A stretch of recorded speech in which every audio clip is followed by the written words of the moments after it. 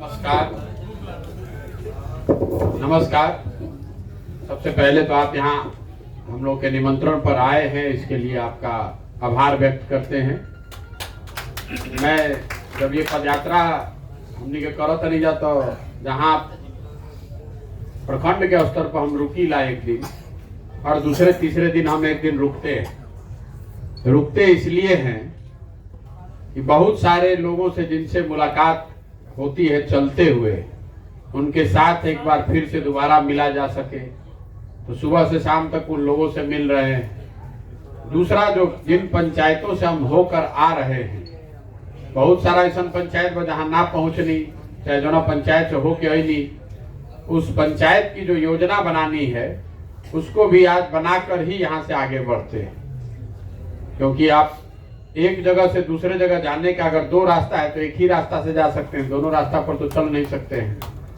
तो हर दूसरे तीसरे चौथे दिन हम लोग रुकते हैं ताकि जितने लोग पीछे से मिलने वाले रह गए हैं उनसे मिला जा सके। और जब हम रुकते हैं तो शाम का समय इसलिए इस्तेमाल करते हैं कि जो लोग भी जिनसे हमारी टीम ने संपर्क किया है उनके साथ शाम में 1-2 घंटा बिताया जाए। उसी के तहत आपको निमंत्रित किया गया होगा, आपको बुलाया गया होगा। आप में से कुछ ऐसे भी लोग हैं जो मेरे साथ पदयात्रा में पहले जुड़े हैं। आप में से कुछ ऐसे भी लोग हैं जिनके यहाँ मैं शायद कल जाऊंगा या परसों जाऊंगा। कुछ लोग व्यक्तिगत तौर पर भी मिले होंगे। लेकिन ये जो पूरा संदर्भ है एक परिचय का है। 2-3 बातें आप समझिए कि पूरा ये जन सुराज है क्या। ज्यादातर आदमी के बहुत टेढ़ा बुझाता है। कहीं के आदत लागल बा कि कोई आई दल बना दी तो दल में वो झंडा लेके घूमे लगती। आपको वही पसंद है, आप उसी से परेशान हैं, लेकिन चाहते वही हैं। आप दलों के दलदल से परेशान हैं, लेकिन सब यही चाह रहा भैया जल्दी दल बनाई, हमारा कोनो जिम्मेवारी दे दी। तो ये दल क्यों नहीं है? अगर दल हम बनाएंगे तो उस दल को बनाने वाले हम हो गए। तो जो कोई भी हमारे पीछे आकर जुड़ेगा तो हमारे पीछे ही न चलेगा, दल तो हमारा ही रहेगा।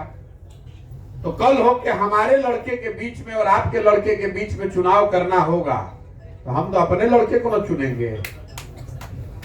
गलती लालू यादव की नहीं है, नीतीश कुमार की, रामविलास पासवान की, सोनिया गांधी की नहीं है। वो गलती व्यवस्था की है। वो पार्टी बनाया ही किसी एक आदमी ने है, तो स्वाभाविक तौर पर उसका लड़का या उसके द्वारा बनाया गया आदमी ही उसको चलाएगा। इसीलिए दल नहीं बनाए। अगर दल हम बना लेंगे तो दल हमारा हो जाएगा। तो हम ना ही दावा ठोकब तो हमारा लड़का दावा ठोकी कि हमारे बाबू जी ने बनैले बड़न, हम रहो। उसमें योग्यता हो चाहे नहीं हो। इसीलिए जन सुराज दल नहीं है। तो दूसरा आदमी कहते कि अच्छा दल नहीं कहते, बुझाता कि आंदोलन करता नहीं। ये आंदोलन भी नहीं है। आंदोलन करके, क्रांति करके आदमी कहले भैया आंदोलन करी। आपको ये बोलचाल की भाषा में लोग बोलते हैं आंदोलन करी। आंदोलन करने से आज तक मानव सभ्यता का अगर आप इतिहास पढ़िएगा, बिहार का, भारत का नहीं, पूरा दुनिया का, तो आंदोलन करके किसी समाज का आज तक कोई भला नहीं हुआ। अगर फ्रांस का क्रांति को अपवाद के तौर पर हटा दीजिए, एक वही आंदोलन है जिससे कि समाज का फायदा हुआ। तो जहां पर भी आंदोलन हुआ, आंदोलन जो है वो तेज हथियार के जैसा है। उससे आप बड़े वृक्ष को काट सकते हैं, लोगों को सत्ता से उखाड़ सकते हैं, नई व्यवस्था नहीं बना सकते।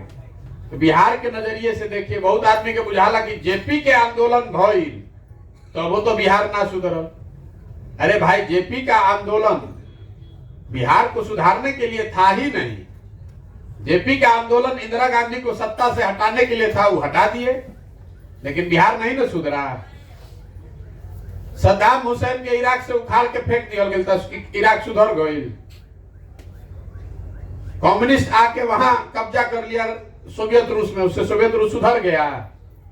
तो मानव सभ्यता के इतिहास को आप पढ़ेंगे तो आप पाएंगे कि आंदोलनों से लोगों को सत्ता से हटाया जा सकता है, नई व्यवस्था नहीं बनाई जा सकती है। किसी चीज को बनाने का, सृजन का एक अपना काल है। बड़े वृक्ष को आप एक दिन में काट सकते हैं, लेकिन पौधे को वृक्ष बनाना है तो उसके लिए तो समय देना ही पड़ेगा। कितनों खाद पानी डाल दीजिएगा तो पौधा एक दिन में पेड़ नहीं हो सकता है। तो ये जो जन सुराज है, ये ना आंदोलन है ना दल है, ये समाज की मदद से एक नई व्यवस्था बनाने का प्रयास है, जिसमें दल तो बने लेकिन दल कोई व्यक्ति प्रशांत किशोर नहीं बनाए, दल बिहार के सब लोग मिलकर बनाए।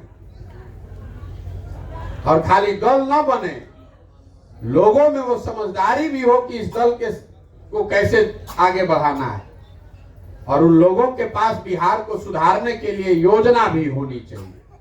तो जन सुराज पूरा अभियान का 3 उद्देश्य है। पहले आदमी घरे घरे गावे गावे जाके हमने के समझावत आनी जा कि भाई तू वोट, इतना गरीब बालक का है, गरीब वोट ठीक से दो। गरीब इतना क्यों है बिहार? आपसे पूछेंगे तो आदमी कही कि भैया सरकारें ठीक नहीं थे, नेता ठगत आड़न, काम बढ़िया नहीं खे होते से गरीब बानी। ऐसी बात नहीं है। आप गरीब आज थोड़े ना हुए, आज से 50 वर्ष पहले भी बिहार सबसे गरीब था, और आज भी बिहार देश का सबसे गरीब, सबसे पिछड़ा, सबसे ज्यादा अशिक्षित, भुखमरी और बेरोजगारी वाला राज्य है।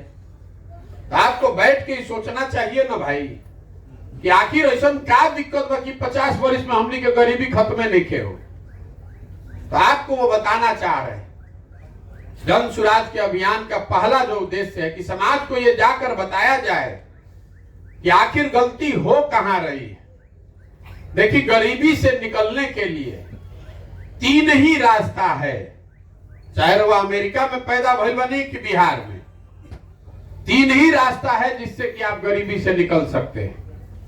पहला बात, अगर आपके घर में लड़का पढ़ लिख जाए, शिक्षा की अच्छी व्यवस्था हो, तो लड़का पढ़ लिख के नौकरी करे लगी तो वह अपन तरक्की कर सकता नहीं, आगे बढ़ सकता नहीं।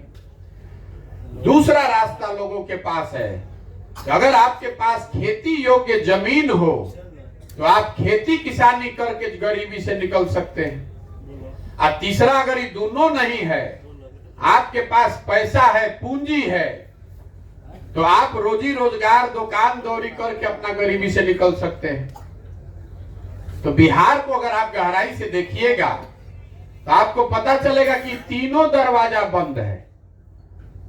शिक्षा व्यवस्था सिरे से बर्बाद हो गया। स्कूल में तो पढ़ाई नहीं होती, सब आदमी बतियावता। लेकिन ऐसा जहां कॉलेज बा, कॉलेज में भी आप जाइएगा, देखिएगा आप लोग में कई नवयुवक हैं, बिल्डिंग बा, बड़ा बड़ा कैंपस बा, टीचर बालन, 10,000 छात्र भी बालन, लेकिन क्लास एको दिन नहीं थे हो। कॉलेज में आप जाकर नामांकन कराते हैं, एक दिन जाके एडमिट कार्ड लाइएगा, परीक्षा दीजिएगा, डिग्री लेकर चले आइएगा। वो डिग्री भले 3 साल का 5 साल में मिल रहा है, लेकिन 5 डिग्री ही मिल रहा है, पढ़ाई नहीं हो रहा है। तो जो गरीब का लड़का है वो जब स्कूल में जाता तो खिचड़ी खाता, और कॉलेज में अगर पहुंच गए मरद गिरत तो वजह से डिग्री ले लेलस, पढ़ाई कहीं नहीं किया। तो पढ़ लिख के आप आगे बढ़िए नहीं सकते हैं। दूसरा बात, जो खेती किसानी करने वाला आदमी है, तो बिहार में 100 में 60 आदमी के पास एको धूर जमीनें नहीं है। यहां समाजवाद के नाम पर पिछला 40 साल से राजनीति होता, लेकिन 100 में 60 आदमी के पास जमीन नहीं है। क्योंकि बिहार देश का एकमात्र ऐसा राज्य है बड़े राज्यों में जहां भूमि सुधार का कोई प्रयास किया ही नहीं गया है पिछले 75 साल में। 1917 के बाद से भूमि का आज तक नापी नहीं हुआ। इसीलिए आप जाते हैं दाखिल खारिज के लिए तो आपको 3,000 घूस लग रहा है, 4,000 घूस लग रहा है। कोई जमीन ऐसा ठीक नहीं है, जो जमीन के मालिक बा उनको कागज ठीक नहीं है। तो 100 में 60 आदमी के पास जमीन है ही नहीं, वो भूमिहीन है। देश में ये आंकड़ा है 38%। मतलब देश में 100 में 38 आदमी के पास जमीन नहीं है। बिहार में 100 में 60 आदमी के पास जमीन नहीं है। तो मान लीजिए कि 60 आदमी तो खेती से बाहर हो गई, बच गए 40 आदमी जरा के रुआ किसान कहता नहीं।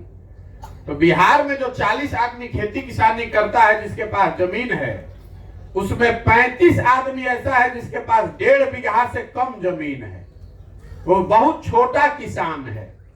तो बिहार में जो खेती है वो कमाने वाली नहीं खेती है, वो खाने वाली खेती है। आप वही पैदा करते हैं कि आपका बाल बच्चा उससे खा ले, बेचेगा नहीं, बेचने भर पैदे नहीं हो रहा है। आप गांव देहात में चलिएगा तो देखिएगा कि गेहूं बाव में सरसों छीटल बा, वो सरसों बेचने के लिए नहीं है, इसलिए सरसों छीट दिया है कि हमारा तेल खरीदे ना पड़ो, 1 घानी पेड़ा के 2 घानी पेड़ा के आ जाए, साल भर यही से खाई जाए। तो 40 आदमी जो किसान है उसमें 35 आदमी तो खाली खाने वाला खेती कर रहा है, कमाने वाला खेती है ये नहीं है।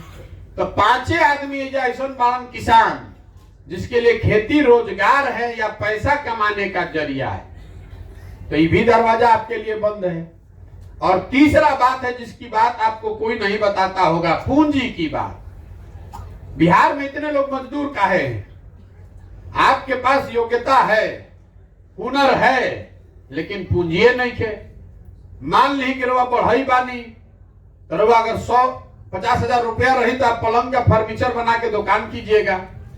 लेकिन अगर आपके पास 50 हजार रुपया नहीं है तो आप किसी कारपेंटर के फर्नीचर की दुकान में जाकर मजदूरी कीजिएगा। आपको बाल काटने आता है, आपके पास 50 हजार रुपया है तो सैलून खोलिएगा, 4 आदमी को नौकरी दीजिएगा। लेकिन अगर 50 हजार रुपया नहीं थे तो जाकर कहीं दिल्ली में, पटना के सैलून में 2000 रुपया पर मजदूरी कीजिएगा। तो बिहार में पूंजी है क्यों नहीं, इस बात को समझिए। बिहार में कोई रवा के ना बताई पूंजी आता कहां से है। समाज में पूंजी आता है जो पैसा हम आप कमाते हैं, इस पैसा को हम लोग जो खर्चा के बाद बचाकर बैंक में रखते हैं, वही पैसा बैंक आपको लोन देता है, उसी से पूंजी आती है। अगर आप 100 रुपया कमाए और बैंक में जाके 50 रुपया रखे तो पूरा बिहार के आदमी बैंक में जो रुपया रखिए बैंक वाला उसको ऋण देता है। तो बिहार में ऋण की जो व्यवस्था है, जिसे सब व्यवस्था चौपट बा, वैसे ऋण की व्यवस्था भी चौपट बा। देश में एक रेशियो इसके लिए होता है, CD ratio, credit deposit ratio. कितना पैसा जमा हुआ और कितना पैसा बैंक ने ऋण के तौर पर आपको दिया। तो पिछला साल बिहार में कितना गरीबी बा, लेकिन पिछला साल बिहार में सब जनता हमने के मिल के बैंक में कितना रुपया जमा करनी जा, 4,21,000 करोड़ रुपया बिहार की गरीब जनता ने बिहार के बैंकों में जमा किया, 4,21,000 करोड़ रुपया। और सरकारी नियम के हिसाब से कम यहाँ 2,80,000 करोड़ रुपया, 70% वो पैसा ऋण के तौर पर आपको हमको मिलना चाहिए था। घर बनाने के लिए, रेडीमेड का दुकान खोलने के लिए, गाड़ी खरीदने के लिए, खेती में काम पैसा लगाने के लिए, कोई भी काम जो आप करना चाहते हैं, आप पैसा मिलल कितना, 1,61,000 करोड़। तो बाकी पैसा कहां गया? बाकी पैसा बैंकों ने उन राज्यों में भेज दिया जिन राज्यों में ज्यादा उद्योग धंधा लग रहा है। इसको कहते हैं कि जो क्रेडिट है, यहां से बैंक, यहां से पैसा जमा यहां हो रहा है और लोन दे रहा है तमिलनाडु में, कर्नाटक में, गुजरात में, महाराष्ट्र में। तो आप रोज देखते हैं कि यहां से लड़का मजदूर बन के जा रहा है, लेकिन आपको ये नहीं दिख रहा है कि यहां से लाखों करोड़ रुपया भी दूसरे राज्य